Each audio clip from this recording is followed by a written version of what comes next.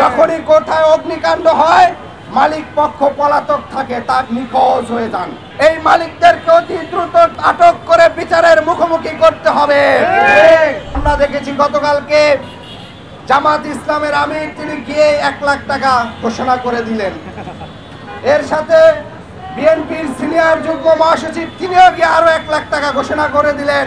আপনারা কেউ জিজ্ঞেস করেন নাই আপনারা রাজনৈতিক দল এত টাকা কই পাইলেন?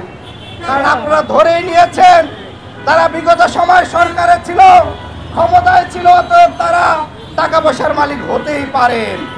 আগামীর বাংলাদেশে এরকম ভাবে শুধুমাত্র টাকার মালিক হতেই পারে, এই জায়গাটির জবাবদিহিতা এবং প্রশ্নের মুখোমুখি আমাদের নাগরিকদেরকেই করতে হবে। আজকের এই মিরপুরের যে অবৈধ গুদাম এবং কারখানা, এটার বিরুদ্ধে যদি আজকে মিরপুরের প্রত্যেকটি আবাসিক নাগরিক সচেতন হতো, রাজপথে দাঁড়িয়ে যেত, তাহলে পুরো ঢাকায় যতগুলো অবৈধ কারখানা, অবৈধ গুদাম আছে সেগুলো আজকে বন্ধ হয়ে যেতে বাধ্য হতো। আমরা দেখতে পেয়েছি এখানে দায়িত্বশীল এখন পর্যন্ত যারা দোষী সেই কোনো মালিককে এখন পর্যন্ত আটক করা হয় না।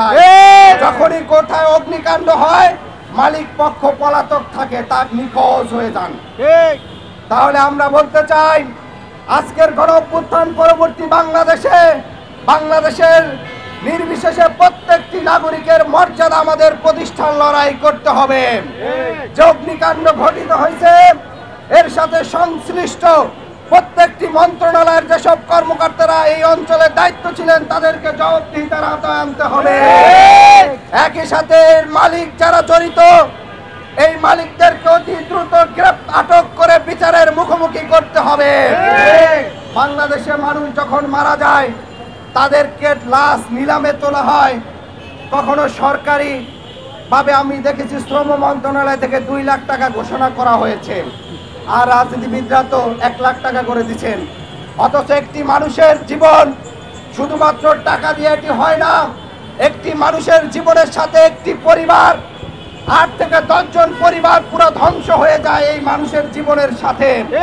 তারপর আমরা বলেছি ন্যূনতম পক্ষে ওই পরিবারের একজনকে প্রতিষ্ঠিত করতে ন্যূনতম পক্ষে যদি ওই পরিবারকে 1 কোটি টাকা সমমূল্যের ক্ষতিপূরণ দেওয়া হয় তাহলে অন্তত পক্ষে সেই পরিবারটি ঘুরে দাঁড়াতে পারবে।